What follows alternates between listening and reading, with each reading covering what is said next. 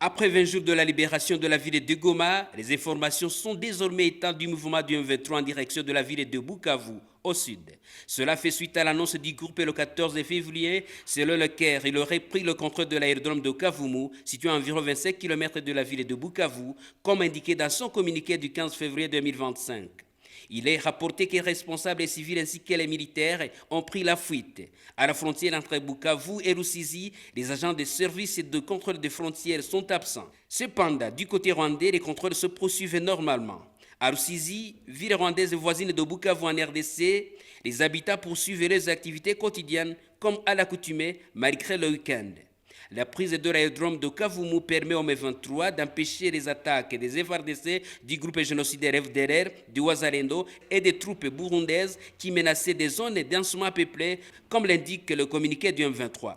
Par ailleurs, depuis la nuit dernière, des bruits de tirs de petites armes sont entendus dans la ville de Bukavu. Les informations circulent faisant état de l'arrivée des soldats du M23 à Bukavu, capitale de la province du Sud Kivu. Cependant, ni le M23 ni le gouvernement congolais n'ont confirmé cette information. Si cela est avéré, ce serait la deuxième grande ville capturée par la coalition AFC M23 en moins d'un mois. Le communiqué du M23 précise que les forces gouvernementales et leurs alliés présents dans la ville se sont repliés après avoir commis divers actes de violence. Le M23 a également demandé aux troupes burundaises de quitter le territoire congolais, réaffirmant son engagement à protéger les civils tout en leur appelant à assurer leur propre sécurité en mettant en place des comités de vigilance. Jean-Pierre Kagabo à la frontière de Lusizi.